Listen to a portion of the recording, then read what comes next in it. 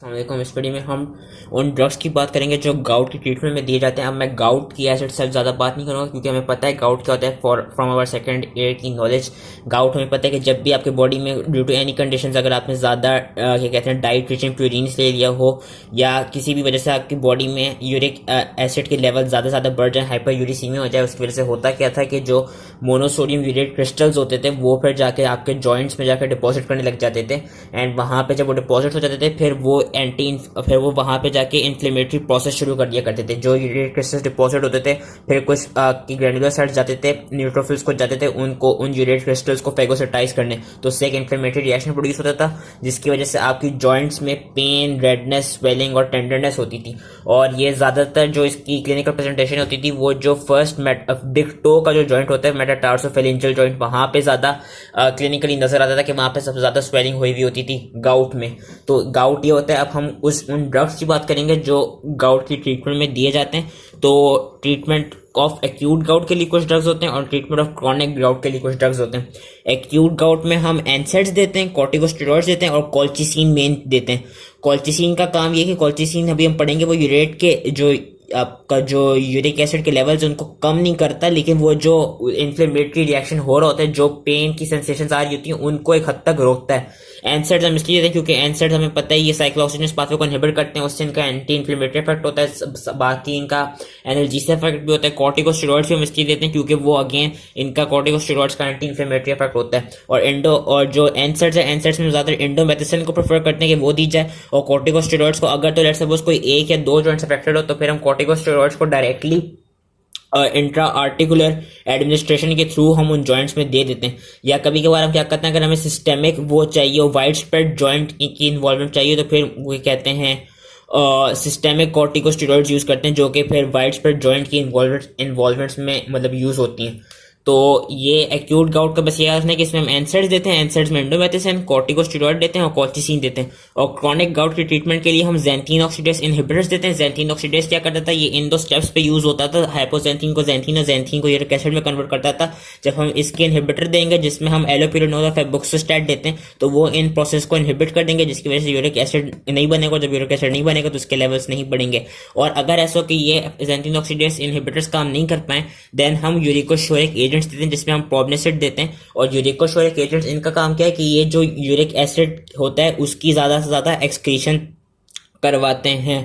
तो सबसे पहले हम कॉल्चिसिन की बात करते हैं जो एक्यूट गाउट में दिया जाता है। कॉल्चिसिन का मैकेनिज्म क्या है, मेन चीज जो इसमें हमें याद करनी है, मैकेनिज्म ऑफ एक्शन। इसका मैकेनिज्म ऑफ एक्शन यही है कि ये करता क्या है कि जो आपकी ट्यूबुलिन एक माइक्रोट्यूबुलर प्रोटीन होती है उसको डीपॉलीमराइज कर देता है। जब ये ट्यूबुलिन को, जो कि एक ट्रांसपोर्ट प्रोटीन है, जब उसको डीपॉलीमराइज कर देगा तो उसकी वजह से होता क्या है कि जो न्यूट्रोफिल्स होते हैं वो फिर जिस जॉइंट्स में इन्फ्लेमेशन हो रही होती है वहां तक अपनी उस जॉइंट की साइड तक वो ट्रेवल कर नहीं पाते, और जब न्यूट्रोफिल्स ट्रेवल कर नहीं पाएंगे तो वो इन्फ्लेमेटरी प्रोसेस को इनिशिएट कर नहीं पाएंगे, जिसकी वजह से आपको पेन नहीं होगा। तो इसलिए कॉल्चिसिन दी जाती है क्योंकि ये पेन को रोकती है। और साथ ही कॉल्चिसिन का एक और काम क्या है कि ये सेल डिवीजन को ब्लॉक कर देती है by binding to mitotic spindles. Therapeutic uses इसके यही कई गाउट की ट्रीटमेंट में दी जाती है। It alleviates the pain of acute gout within 12 hours और it should be administered within 36 hours of onset of attack to be effective. ये इसके थेराप्यूटिक यूजेस थे।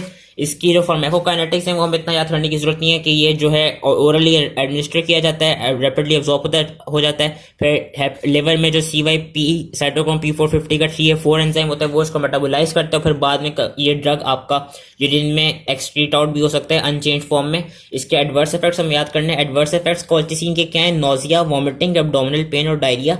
और क्रॉनिक एडमिनिस्ट्रेशन में इसके एडवर्स इफेक्ट्स क्या होंगे, इसके एडवर्स इफेक्ट्स होंगे मायोपैथी, न्यूट्रोपीनिया, एप्लास्टिक एनीमिया और एलोपेशिया। और ये ड्रग प्रेगनेंसी में नहीं देना चाहिए and it should also be used with caution in patients with hepatic, renal और कार्डियोवैस्कुलर डिजीजेस। ये इसके एडवर्स इफेक्ट थे। That was colchicine. अब हम क्रॉनिक ट्रीटमेंट ऑफ गाउट में जो हम ड्रग्स देते थे उनकी बात कर लेते हैं, जिसमें सबसे पहले आते हैं ज़ैंथीन ऑक्सीडेज इनहिबिटर, जिसमें आता है एलोपिरिनोल और फेबुक्सोस्टैट। इन दोनों का मैकेनिज्म ऑफ एक्शन यही है और थेराप्यूटिक यूज भी यही है कि ये आपकी जो यूरिक एसिड के लेवल है उनको लो करने के लिए दिए जाते हैं ताकि वो यूरिक एसिड के जो लेवल हैं वो आपके बढ़े नहीं। फार्माकोकाइनेटिक्स हमें इतना याद करने की जरूरत नहीं है। इसके एडवर्स इफेक्ट्स हम पढ़ लेते हैं। एलोपिरोनोल के एडवर्स इफेक्ट्स क्या हैं कि यूजली तो ये मोस्ट पेशेंट्स को टॉलरेट कर लेते हैं, लेकिन इसके एडवर्स इफेक्ट्स ये हैं कि हाइपर सेंसिटिविटी रिएक्शंस कराता है, स्किन रैशेस कराता है, और क्या कहते हैं वो पीपल जिनमें कोई रिड्यूस्ड रीनल फंक्शन हो, उन पीपल में इस तरह के एडवर्स इफेक्ट्स काफ़ी ज़्यादा आ सकते हैं, क्योंकि उन पेशेंट्स में जब रीनल फंक्शन रिड्यूस हुआ होगा तो वो जो एलोपिरोनोल है वो फिर इजीली आपकी बॉडी से एक्सक्रीट आउट नहीं हो रहा होगा। फेबुक्सोस्टैट क्या कराता है? फेबुक्सोस्टैट बिल्कुल यही काम कराता है जिस तरह एलोपिरोनोल कराता था, क्योंकि वो भी सेंथिन ऑक्सीडेज का इनहिबिटर है। और फेबुक्सोस्टैट का क्या है कि फेबुक्सोस्टैट के भी वही जिस तरह एलोपिरोनोल की जो साइड इफेक्ट्स हैं वही साइड इफेक्ट्स फेबुक्सोस्टैट की भी हैं। बस फेबुक्सोस्टैट में याद रखना है कि it should be used with caution in patients with history of heart disease और स्ट्रोक, एज दिस एजेंट में be associated with greater risk of these events. तो ये इसकी खास बात थी जो फेबुक्सोस्टैट की याद रखनी थी। फिर हम आते हैं यूरिकोशोरिक एजेंट्स पे। यूरिकोशोरिक एजेंट में प्रॉब्लम आ जाते हैं, नाम बता रहे हैं यूरिकोशोरिक एजेंट है, तो ये करता क्या है कि यूरिक एसिड की ज्यादा से ज्यादा रीनल क्लियरेंस कराता है, यूरिक एसिड को ज्यादा से ज्यादा एक्सक्रीट आउट कराता है। और वो कराता है कैसे कि वो जो यूरेट एनाइन एक्सचेंजर सिस्टम होता है उसको जाके इनहिबिट कर देता है, और जिसकी वजह से प्रॉक्सिमल कॉन्वोल्यूटिव ट्यूब्यूल में यूरिक एसिड जो है वो आपका रीअब्सॉर्ब नहीं होता। इसके हम एडवर्स इफेक्ट्स पढ़ लेते हैं। जो प्रॉब्लम के एडवर्स इफेक्ट्स हैं वो हैं nausea, vomiting and dermatologic reactions and rarely anaemia और एनाफाइलैक्टिक रिएक्शंस। लास्ट एक आता है एक ड्रग आता है जिसका नाम होता है पेगलोटिकेस। अब पेगलोटिकेस क्या है? ये बेसिकली जो यूरिकेस एक एंजाइम होता है उसकी रिकम्बरेंट फॉर्म है। पेगलोटिकेस क्या करता है कि लेट सपोज अगर हमने कोई ऐसी थेरेपी, हमने क्या कहते हैं ट्रीटमेंट ऑफ गाउट के लिए जेंथिन ऑक्सीडेज इनहिबिटर्स दिए लेकिन वो काम ना कर पाए, हमने यूरिकोशोरिक एजेंट दिया वो काम ना कर पाए, हमने कोल्चिसिन दिया वो भी काम ना कर पाए, तो हम पेगलोटिकेस देते हैं। पेगलोटिकेस क्या है? ये जो यूरिकेस एंजाइम है इसकी रिकम्बरेंट फॉर्म है। ये करता क्या है? जो बॉडी में यूरिक एसिड के लेवल्स होते हैं वो यूरिक एसिड को कन्वर्ट कर देता है एलेंटोइन में। और एलेंटोइन क्या होता है? एलेंटोइन एक water soluble non toxic metabolite होता है जो कि इजीली फिर एक्सक्रीट आउट हो जाते हैं किडनी से। इसका मोड ऑफ एडमिनिस्ट्रेशन क्या है? वो ऐसा आईवी इन्फ्यूजन दिया जाता है हर 2 हफ्ते बाद। और इसके एडवर्स इफेक्ट्स क्या है? इसके एडवर्स इफेक्ट्स यही है कि जो इन्फ्यूजन रिलेटेड रिएक्शंस होते हैं और जो एनाफाइलैक्शन रिएक्शंस होते हैं वो इसके एडवर्स इफेक्ट्स हो सकते हैं। So that was it all related to the drugs used for treatment of gout. I hope easily समझ में आ गया, एंड थैंक यू।